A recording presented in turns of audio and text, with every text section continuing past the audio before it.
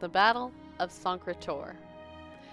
In Second Era 852, allied Nord and Breton forces crossed the borders into Cyrodiil and occupied the major passes and settlements in the Jural Mountains.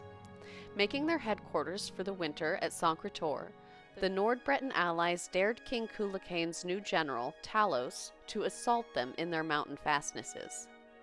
When they learned that General Talos had mustered an army in the dead of winter and was marching to assault Sancre Tor, they were elated. Sancre Tor was impregnable, its citadel on high cliffs overlooking the lower city, nestled in a high mountain basin with steep, unscalable cliffs in the rear. The Cyrodiilic army was small, poorly trained and outfitted, short on rations, and unprepared for winter campaigning. As their ragged units assembled in the lowlands beneath the citadel, the Nord-Breton allies confidently assumed that their enemy had delivered himself into their trap. The citadel was not only protected by an unscalable cliff in front and unscalable heights in their rear, but the entrance to the citadel was magically concealed under the appearance of a large mountain lake in the basin beneath the heights. Accordingly, the Nord-Breton allies left on a small force to defend the citadel, descending through lower passages to attack and overwhelm the cold, hungry Cyrodiilic forces before them. They expected to defeat, overrun, and annihilate General Talos's army, leaving no one to oppose their springtime descent into the Cyrodiilic heartlands.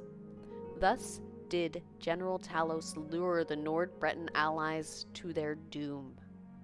Leaving a weak force in the lowlands to draw out the defenders, General Talos approached the citadel of Sancre Tor from the rear, descending the supposedly unscalable heights behind the citadel and sneaking into the supposedly magically concealed entrance to the inner citadel. This remarkable feat is attributed to the agency of a single unnamed traitor, by tradition a Breton turncoat sorcerer, who revealed both the existence of an obscure mountain trail down the heights behind the citadel and the secret of the citadel entrance concealed beneath its illusory lake surface. While the Cyrodiilic army in the lowlands fought a desperate defense against the Nord-Breton sortie, General Talos and his men entered the citadel, swept aside the sparse defense, captured the Nord-Breton nobles and generals, and compelled them to surrender the citadel and their armies. The confused and demoralized Nord captives, already suspicious of the scheming High Rock sorcerer aristocracy and their overreaching dreams of Heartland's conquests, deserted the alliance and swore loyalty to Tiber Septim. The Skyrim generals joined their rank and file in Tiber Septim's army. The High Rock battle mage command was summarily executed, and the captive Bretons imprisoned or sold into slavery.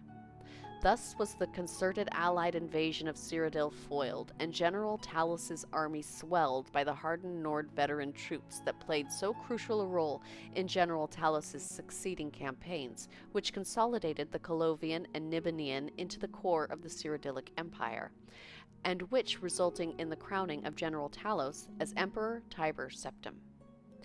Historians marvel at Tiber Septim's tactical daring in assaulting a fortified mountain citadel in the dead of winter against vastly superior numbers. Later, Tiber Septim attributed his unwavering resolve against overwhelming obstacles to have been inspired by his divine vision of the Amulet of Kings in the tomb of Raymond III. The young Talos may indeed have been inspired by his belief that he was fated to recover this ancient sacred symbol of the Covenant and to lead Tamriel to the high civilization of the Third Empire. Nonetheless, this should in no way reduce our admiration for the dash and genius of this defining military triumph against impossible odds.